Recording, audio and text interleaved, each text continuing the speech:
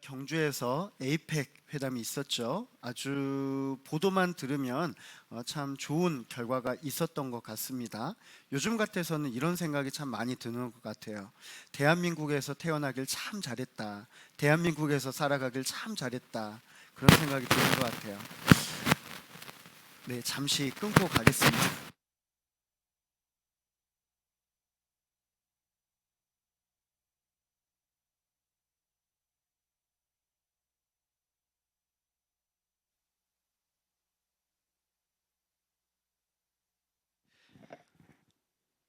여러분, 우리가 다른 나라의 상황들을 이렇게 쭉 돌아보면 그 나라들의 그 환경들이 우리나라와 비교해서는 훨씬 더 참 여러 가지 부분에서 취약하다라는 걸 아마 이제는 많이 들으셔서 아실 거예요. 그리고 이제 매체가 많이 발달되었기 때문에 우리는 손쉽게 다른 나라의 이야기들을 듣곤 합니다. 요즘 유럽 사회에서 가장 큰 문제 중에 하나가 난민 문제이죠. 난민이 무엇입니까? 결국은 자국에서 일어나는 여러 가지 일들이 자신에게 위협이 되어서 다른 나라로 탈출하게 되는 것입니다. 다른 나라로 탈출하게 되는 이유가 뭐죠? 결국에는 내가 살기 위해서입니다. 내가 살기 위해서. 근데 요즘에 유럽에는 이 난민 문제로 인하여서 난민을 수용해야 되느냐, 수용하지 않아야 되느냐, 여기에 대한 참 여러 가지 의견이 엇갈리고 있습니다. 그래서 난민을 받아들이는 국가도 있는 반면에 난민 수용을 적극 반대하는 그런 나라들도 있습니다. 근데 보니까 이제 난민을 수용하는 나라들에 보면 난민 캠프가 차려지거든요. 이 난민 캠프에서 수용시설에서 살아가는 이들의 모습을 보면요, 원래는 이들이 살기 위해서 자국을 떠났는데 과연 그곳에서는 안전하게 살아가고 있는가? 꼭 그렇지는 않은 것 같더라고요. 왜냐하면 그 가운데서도 폭력과 긴장이 여전히 존재하기 때문입니다. 분명히 목숨을 걸고 그 나라까지 갔는데 그 나라에서도 여전히 누군가도 나의 생명을 보존해 주거나 책임져 주지 못한다라는 사실을 깨닫게 되었던 것이죠. 때로 우리는 삶의 자리에서 피하고 싶을 때가 있습니다. 나의 여러 가지 상황 가운데서 벗어나고 싶을 때가 있죠. 우리는 생각합니다. 이 자리를 피하고 싶다. 근데 여러분, 잘 생각해 보십시오. 우리가 이 자리를 피한다면 어디로 향하겠습니까? 그렇다면 여러분이 향하는 그 자리는 안전하시겠습니까? 우리는 생각합니다. 여기에 있으면 큰일 나겠다. 떠나야지. 근데 내가 진정으로 떠나고자 하는 그 목적지에 찾아가 보면 그 장소는 꼭 안전한 장소는 아니다라는 것입니다. 왜냐하면 우리가 예상하지 못한 때론 또 다른 어려움에 처할 때가 많다라는 것이죠. 오늘 말씀의 제목은 주님께로 피하세요입니다. 주님께로 피하세요. 우리가 진정으로 피해야 될 것은 단순한 위기에서 피하는 것이 아닙니다. 바로 나를 안전하게 보호해 줄 수 있는 곳으로 피하는 것이 중요하겠죠. 그곳은 바로 우리에게는 하나님의 품인 줄로 믿습니다. 나를 안전하게 보살펴 주실 수 있는 분, 그 하나님, 우리는 결국에는 피하는 곳이 하나님이 계시는 곳으로 피하게 되어 있는 거예요. 과연 여러분의 오늘의 삶 가운데서 하나님은 어디에 계십니까? 그리고 여러분은 꾸준히 하나님을 찾아가고 계십니까? 아니면 여러분의 생각에 나만의 좋은 장소로 혹시 떠나고 있지는 않습니까? 오늘 말씀을 통하여서 우리가 한 가지 결단했으면 좋겠어요. 오늘의 말씀처럼 오직 주님께로 피하시는 우리 복된 성도님들 되시기를 축원합니다. 본문 시편 34편의 표제를 보면요, 다윗이 아비멜렉 앞에서 미친 채 하다가 쫓겨나서 지은 시다. 여러분, 시가 참 독특하죠. 이런 시도 있습니다. 이 시를 보면요, 이제 다윗이 사울의 질투로 인하여서 여기저기 피해 다닙니다. 그런데 이스라엘 안에서 더 이상 피할 데가 없는 거예요. 왜냐하면 이쪽으로 피하면 여기에 있는 사람들이 사울에게 고발을 하고, 저쪽으로 가면 저쪽에 있는 사람들이 사울에게 고발을 합니다. 더 이상 이스라엘에 살 수가 없었어요. 그래서 자신의 나라를 떠나게 됩니다. 그래서 정치적인 망명을 해요. 근데 어디로 가느냐? 가드왕 아기스에게로 갑니다. 근데 한 가지 문제가 생겼습니다. 가드왕 아기스가 어떤 사람인가? 여러분, 다윗이 유명해진 이유가 어디에 있죠? 누구를 이겼기 때문이죠? 골리앗이죠. 골리앗의 고향이 어디일까요? 가드입니다. 가드. 그러니까 이 골리앗의 고향에 가서 나를 좀 받아주십시오, 그런 거예요. 그러면 그곳에 있는 사람들이 흔쾌히 좋습니다, 다윗이요, 오십시오, 이렇게 얘기하겠습니까? 아니죠. 어쩌면 자신의 원수잖아요, 원수.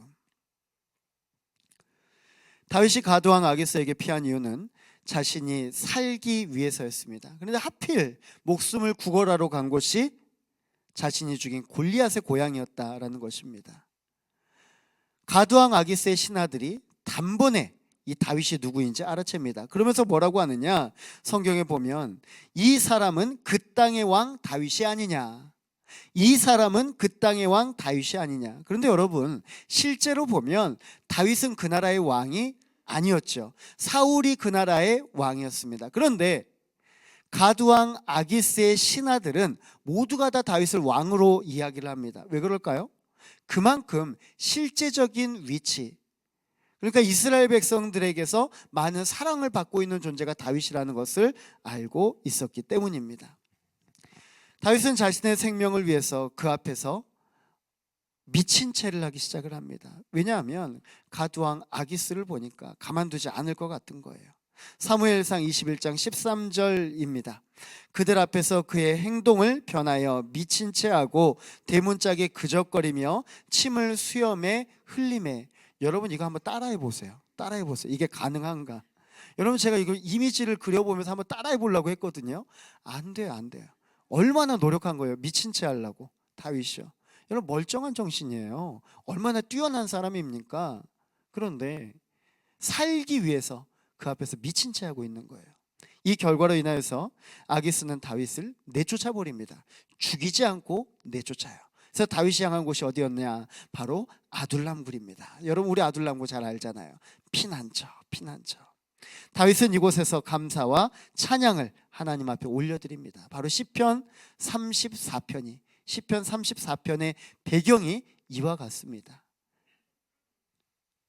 다윗은 하나님의 지혜로 그 위험한 상황 가운데서 기지를 발휘해서 탈출하였고, 그리고 자신의 피난처에서 이르게 된 것이죠. 다윗은 일생의 대부분을 피하는 사람으로 살았습니다. 여러분, 다윗처럼 많이 도망한 사람이 있을까요? 잘 도망치는 사람이 있을까요? 생각해 보세요, 여러분. 다윗이 단 한 번이라도 누군가에게 잡힌 적이 있습니까? 잡힌 적이 없어요. 다윗은요, 언제나 자신이 스스로 잡히지 않는 이상은 언제나 다윗은 어디로든 잘 피해 다녔습니다. 그러니까 이 다윗의 삶 가운데 노하우가 생긴 거예요. 어떤 노하우가 생겼냐? 어디로 피하면, 어떻게 피하면 잘 피하는지 노하우가 생겼어요. 모든 지형도 이제 잘 익혔어요. 그런데 이 노하우, 다윗이 가진 노하우를 지금 알려주는 거예요. 바로 하나님께로 피하는 것이 가장 안전한 자리이다. 피하고 보니까, 여기저기 피하고 보니까 하나님의 품보다 더 안전한 장소는 없었던 것입니다. 하나님께서 얼마나 자신의 삶에 하나님의 선하심을 보여주는지 다윗은 깨닫게 되었습니다. 성경은 말씀합니다. 그에게 피하는 자는 복이 있도다. 그에게 피하는 자는 복이 있도다. 다윗은 하나님께로 피할 때 늘 이런 고백을 했습니다. 우리 시편 18편 2절의 고백 함께 읽겠습니다.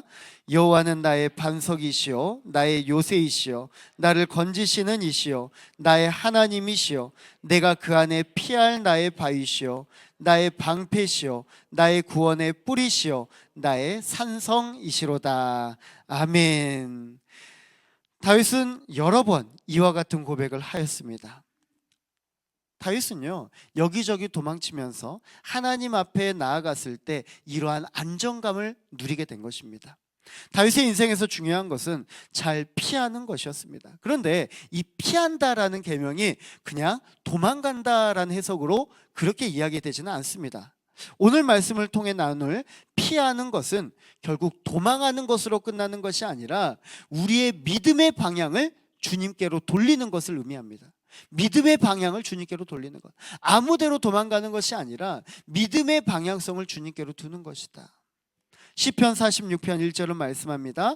하나님은 우리의 피난처시오 힘이시니 환난 중에 만날 큰 도움이시라. 아멘. 여러분, 피난처가 언제 필요합니까? 내가 환난을 당했을 때, 내가 힘들 때, 그때잖아요, 그때. 근데 우리 주님을 내가 그때 부를 때 우리 주님께서는 환난 중에 만날 큰 도움으로 우리 사랑하는 성도님들에게 함께하여 주실 줄로 믿습니다. 우리는 믿음의 사람들로 주님께 피해야 합니다. 여러분, 그래야 삽니다. 다른 데 살 수 있는 것이 아닙니다. 주님께로 피해야 살 수 있는 것이죠. 그렇다면 어떤 상황에서 주님께로 피해야 할까요? 우리 첫 번째 함께 읽어보겠습니다. 시작. 위협에서 주님께로 피하세요. 아멘. 위협에서 주님께로 피하세요. 시편 57편 1절의 말씀입니다. 하나님이여 내게 은혜를 베푸소서. 내게 은혜를 베푸소서. 내 영혼이 주께로 피하되 주의 날개 그늘 아래에서 이 재앙들이 지나기까지 피하리. 아멘. 다윗은 사울을 피해서 아둘람 굴에 숨었습니다. 그 굴이 어땠을까요? 많이 습했을 거예요. 많이 답답했을 것입니다. 탈출구도 잘 보이지도 않아요. 그런데 그곳에 사울이 갑자기 들어옵니다. 볼일을 보러 들어오게 되죠. 그러니까 다윗이 어떻게 해요? 점점 깊숙한 곳으로 들어갑니다. 혼자만 들어갑니까? 아닙니다. 함께한 모든 이들이 숨죽이며 그 안으로 들어가기 시작합니다. 어떤 마음일까요, 여러분? 한 사람이라도 재채기를 한다면 어떨까요? 긴장을 하기 시작을 합니다. 다윗의 마음 어땠을까요? 하나님 은혜를 베풀어 주십시오. 사울이 더 이상 들어오지 않고 이 자리에서 나가게 해 주십시오. 하나님의 뜻을 구하는 겁니다. 그리고 아둘람 굴 깊은 곳에서 하나님 앞에 간절히 기도하는 것이죠. 사랑하는 성도 여러분, 오늘 여러분의 삶의 자리는 어디입니까? 여러분은 하나님께 얼마만큼 간절히 기도하고 계십니까? 하나님, 나의 이 위협 가운데서 나를 살려주십시오. 얼마나 주님 앞에 간절히 기다리고 있습니까? 아니면 여러분의 인생 가운데 또 다른 답을 찾아서 헤매고 있지는 않습니까? 다윗은 아둘람 굴을 도피처로 여겼지만 사실 이곳은 도피처뿐만이 아니라 하나님과 만나는 인격적인 교제의 장소, 피난처가 되었습니다. 왜냐하면 이 깊은 어두운 동굴 속에서 사람의 얼굴도 구별할 수 없는 그곳에서 바로 내 곁에 우리 하나님이 계셨기 때문입니다. 여러분, 하나님 안 보이시죠? 옆에 안 보이시죠? 근데 하나님 계셔요. 여러분과 함께 하셔요. 내가 보이지 않는다고 해서 하나님이 존재하지 않는 것이 아니라 여전히 나의 숨결이 어느 정도인지 깨달을 수 있을 정도로 가까이 여러분과 함께 하시는 줄로 믿으시기 바랍니다. 민수기에 보면 도피성 규례가 나오죠. 도피성이 무엇입니까?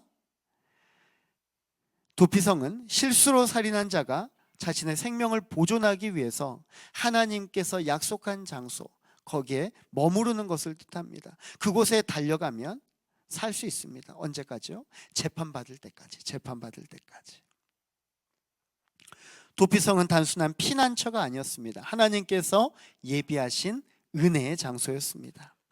그곳은 사방이 꽉 막힌 곳입니다. 사방이 다 오픈되어 있어요. 하지만 아무도 들어올 수가 없어요. 그곳에는 안전해요. 마찬가지예요. 내가 사방으로 우겨쌈을 당한다 하더라도 내 곁에 우리 주님이 계심으로 누구도 나에게 위협을 가하지 못하고 누구도 나에게 손대지 못할 줄로 믿으시기 바랍니다. 우리 주님이 바로 이런 하나님이시다. 하나님은 그 가운데 나오는 사람들에게 안전하게 보호하여 주신다 말씀하셨습니다. 제가 지난번에 갑바도기아의 데린쿠유 지하도시에 대해서 말씀을 드린 적이 있습니다. 4세기경에 2만여 명이 넘는 사람들이 이 지하도시에서 살았다. 깊은 곳은 80m까지 현재까지 발굴이 되었다 말씀을 드렸습니다. 여기에서 신앙을 포기하지 않고 예배를 드렸습니다. 왜 이들이 이 자리로 내려왔을까요? 왜 지하로 내려왔을까요? 이들의 신앙을 지키기 위해서, 이들이 마지막까지 하나님을 믿는 믿음을 굽히지 않게 하기 위해서 지하로 내려온 것입니다. 세상의 삶을 포기하고 지하로 피했지만 그곳은 하나님께서 함께 하시는, 하나님께서 주신 피난처였습니다. 사랑하는 성도 여러분, 우리는 각각의 어려움 가운데 살아가고 있습니다. 또한 이들은 각각의 어려움 속에서 어두움 속에 숨었습니다. 하지만 그 어두움 속에 하나님은 그곳에 계셨습니다. 하나님은 그곳에 계셨다. 사랑하는 성도 여러분, 여러분이 밟는 모든 땅, 그 가운데 하나님이 계시는 줄로 믿습니다. 여러분은 위협의 순간에 어디로 피하고 계십니까? 여러분은 무엇이 피난처라고 살아가고 있습니까? 여러분, 피난처 다른 곳이 아닙니다. 오직 우리 주님께만 피하시는 성도님들 되시기를 바랍니다. 두 번째입니다. 함께 읽겠습니다. 유혹에서 주님께로 피하세요. 아멘. 히브리서 3장 13절의 말씀입니다. 오직 오늘이라 일컫는 동안에 매일 피차 권면하여 너희 중에 누구든지 죄의 유혹으로 완고하게 되지 않도록 하라. 아멘. 성경에서 보면요, 그리스도인이 가장 조심해야 될 게 무엇인가? 그것이 바로 유혹입니다. 유혹. 여러분, 요셉을 보십시오. 요셉이 얼마나 그 환경이 부유한 삶 가운데서 처량한 삶으로, 종의 삶으로 바뀌었습니까? 요셉은 신실한 자였습니다. 요셉은 보디발의 집에 종으로 들어가 살게 되었습니다. 그런데 성경은 이런 요셉을 보고 이렇게 말씀합니다. 형통한 자다, 형통한 자다. 자신의 모든 것들을 내려놓고 다 잃어버리고 종의 삶을 살아가게 됐는데 성경은 요셉 보고 형통한 자래요. 요셉은 자신을 끔찍히 사랑해주는 아버지를 떠났습니다. 그리고 애굽 땅으로 팔려왔습니다. 요셉은 이제 자유인이 아니라 종입니다. 그런데 성경은 이렇게 말씀합니다. 창세기 39장 2절에서 3절 말씀입니다. 여호와께서 요셉과 함께 하심으로 그가 형통한 자가 되어 그의 주인 애굽 사람의 집에 있으니 그의 주인이 여호와께서 그와 함께 하심을 보며 또 여호와께서 그의 범사에 형통하게 하심을 보았더라. 아멘. 요셉은 종이었지만 하나님이 보기에도, 그리고 보디발이 보기에도 형통한 자였습니다. 형통한 자. 주인이 볼 때에도 종인 요셉은 하나님과 함께하는 자였습니다. 그러니까 보디발의 집에도 영향을 미치기 시작했어요. 하나님은 요셉이 보디발의 가정 총무가 될 때부터 그 이후로 완전히 보디발의 집을, 큰 축복을 내리시게 됩니다. 여러분, 이 정도 되면 요셉의 입장에서 기세등등할 수 있지 않을까요? 내가 이렇게 어떠한 일에 기여하게 돼서 결과를 낸다면 우리는 떳떳하잖아요. 자신이 있잖아요. 근데 요셉은 그렇지 않았어요. 겸손하게 살아갔어요. 왜일까요? 형통한 자의 이유가 무엇입니까? 누구 때문입니까? 나 때문입니까? 아니에요. 하나님 때문에. 하나님 때문에. 하나님 때문에 형통함을 입었기 때문에 겸손하게 살아갔던 것이죠. 보디발이 없는 틈을 타서 보디발의 아내가 요셉을 유혹하기 시작합니다. 여러분, 이 유혹의 자리에서 요셉이 어떻게 했습니까? 단번에 박차합니다. 유혹에 넘어가지 않았습니다. 여러분, 그럴 수 있어요. 한 번 유혹에 넘어갈 수 있습니다. 안 됩니다. 그런데 계속해서 이 보디발의 아내가 요셉을 찾아옵니다. 계속해서 찾아오는데 어땠을까요, 여러분? 유혹을 이겨낼 수 있을까요? 성경은 말씀합니다. 여인이 날마다 요셉에게 청하였으나, 집요하게 주인이 없는 틈을 타서 요셉을 찾아온 것이죠. 하지만 이때 요셉은 분명하게 그 자리를 벗어났습니다. 유혹을 거절한 것이 아니라, 중요합니다 여러분, 유혹의 자리를 벗어났습니다. 유혹의 자리를 벗어난 거예요. 결국 요셉이 가게 된 곳은 어두컴컴한 감옥이었습니다. 생각해 보세요 여러분. 유혹의 자리를 벗어났더니 감옥으로 가게 됐어요. 세상 사람들은 뭐라고 합니까? 어리석다라고 합니다. 어리석다. 근데 요셉은 그렇지 않았어요. 오히려 감옥에 있을 때 훨씬 더 좋았어요. 하나님께서 그 캄캄한 감옥에서 바로 요셉과 함께하여 주셨기 때문입니다. 창세기 39장 21절의 말씀입니다. 여호와께서 요셉과 함께 하시고 그에게 인자를 더하사 간수장에게 은혜를 받게 하시매. 아멘. 여호와께서 요셉과 함께 하시고, 여러분, 우리 하나님 진짜 대단하지 않으세요? 좋은 곳에만 계시는 것이 아니라 우리가 구하는 그 어느 곳에든지 우리 주님 함께 하신다 약속하고 계십니다. 사랑하는 성도 여러분, 때로는 우리는 세상이 제시하는 방법을 최고로 여길 때가 참 많은 것 같아요. 그렇게 현명한 길이라고 착각할 때도 있는 것 같아요. 하지만 그렇지 않습니다. 요셉에게 유혹의 자리를 벗어나는 것이 결국 하나님과 함께하는 자리가 되었던 것처럼, 오늘 나에게 그 어떠한 이익을 주는 것이라도 막상 좋아 보이는 이것, 만약에 유혹이라면 단번에 뿌리치고 나아갈 때 우리 주님께서는 그보다도 훨씬 더 큰 은혜를 사랑하는 우리 성도님들에게 부어주실 줄로 믿습니다. 여러분, 이스라엘에서 최고로 칭송받는 왕이 누구죠? 우리가 봤던 다윗 왕이죠. 근데 다윗 왕도 실수를 했습니다. 유혹을 이기지를 못했어요. 바로 밧세바와 동침한 사건이죠. 밧세바와 동침한 사건이 그의 삶의 마지막까지 후회로 다가왔습니다. 후회로 다가왔어요. 다윗은 유혹의 자리에서 피하지 않았습니다. 피하지 않았어요.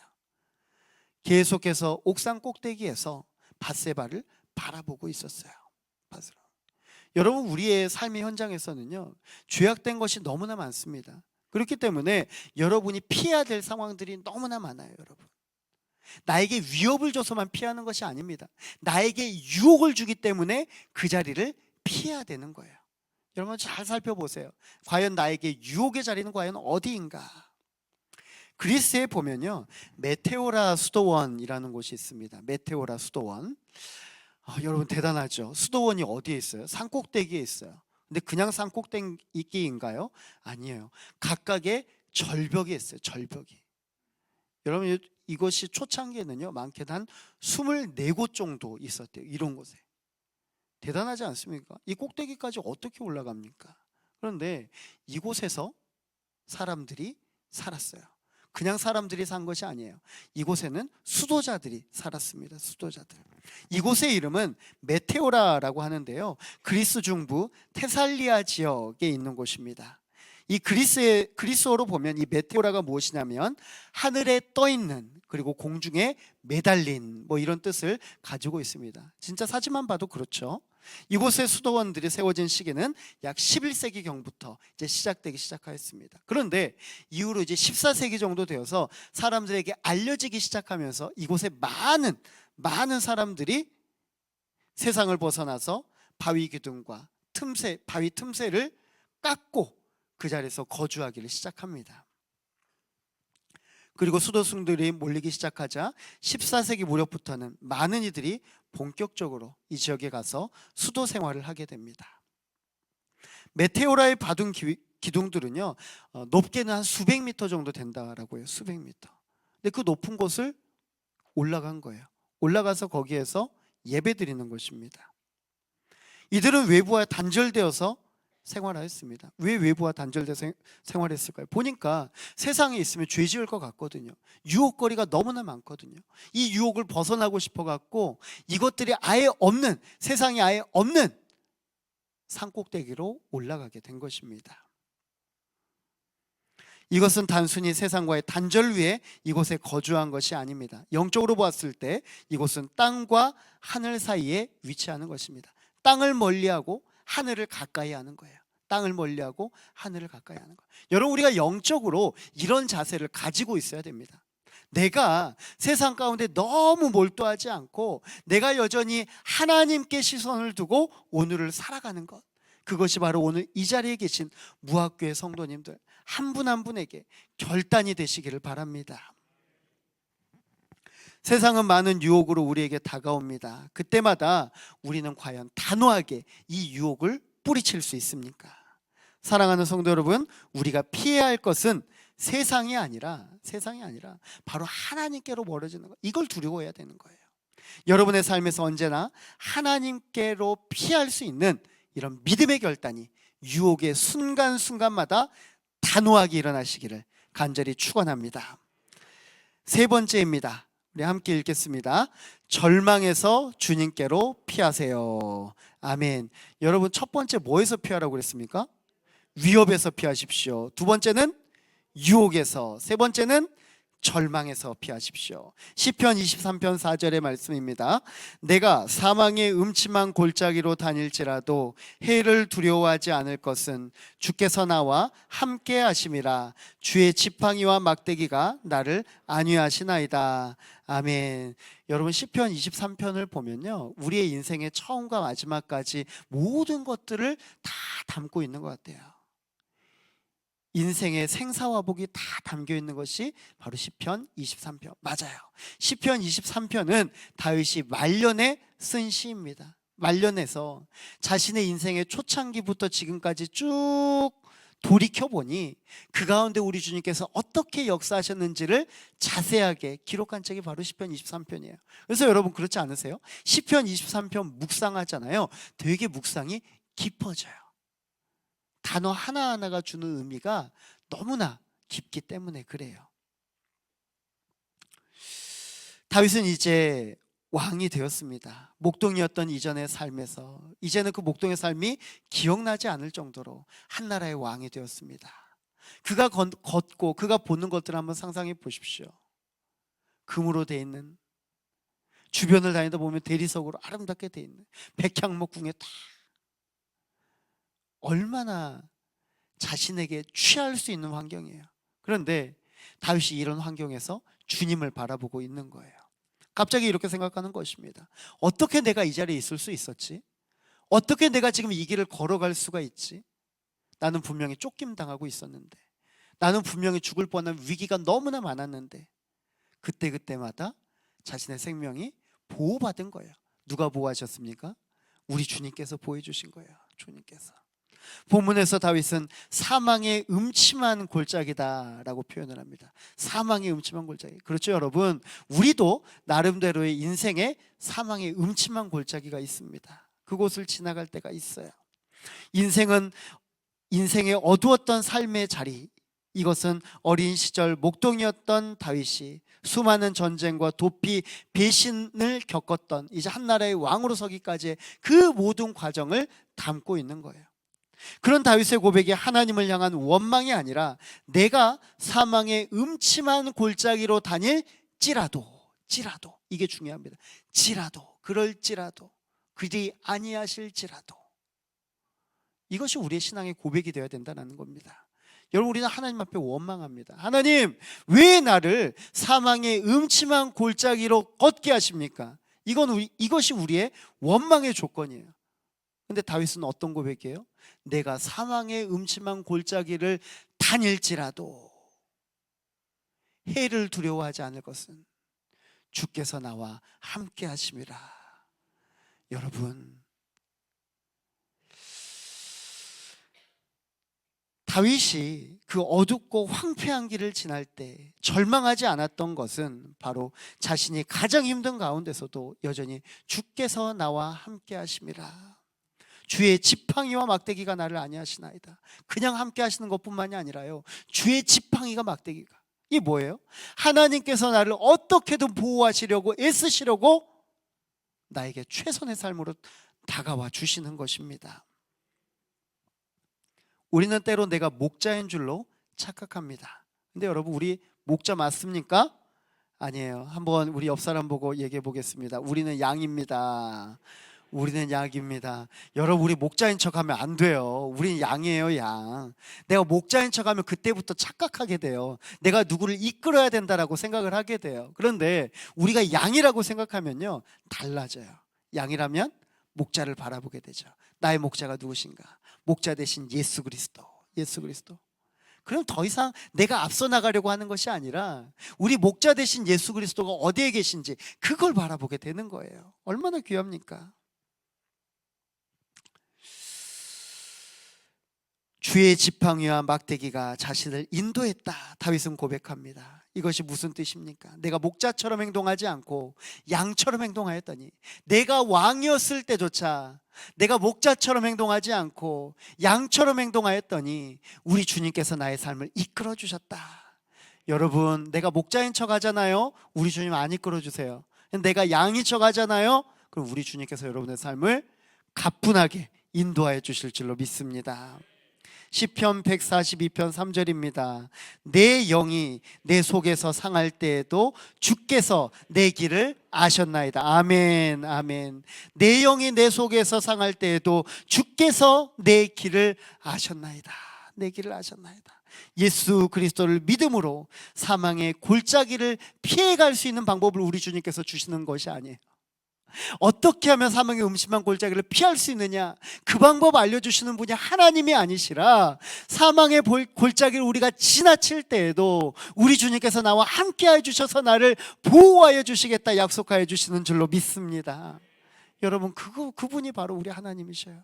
무엇을 걱정하십니까? 뭘 두려워하십니까? 세상에 하나님 외에 어디로 피하려고 하십니까? 아니에요. 2018년 태국 북부의 치앙라이 지역에서 있었던 일이었습니다. 유소년 축구단이 있었는데요, 와일드 보이스라는 유소년 축구단이었어요. 그런데 이 유소년 축구단에서 소년 12명과 코치 1명이 훈련을 마치고 집으로 돌아가는 중에 폭우를 만나게 됩니다. 폭우가 갑자기 내리니까 주변에 동굴로 숨었어요. 근데 문제가 생겨요. 비가 너무 많이 와갖고 동굴이 잠기기 시작하는 거예요. 점점 깊은 곳으로 들어가게 되지요. 그래서 결국에는 저 깊숙한 동굴로 들어가게 됩니다. 빠져나올 길이 없었어요. 어둡고 차가운 동굴 속에서 아이들은 벌벌 떨기 시작을 합니다. 아무도 답을 찾지를 못해요. 산소는 점점 줄어들고 물은 점점 차오르기 시작했습니다. 밖에 있는 사람들은 어땠을까요? 누구도 그 안에 사람이 살아있을 거라 생각하지 못했던 것이죠. 하지만 9일째 되는 날이었습니다. 한 줄기 빛이 동굴에 비치기 시작합니다. 동굴 위에 벽면이 다 갑자기 깨어지기 시작을 해요.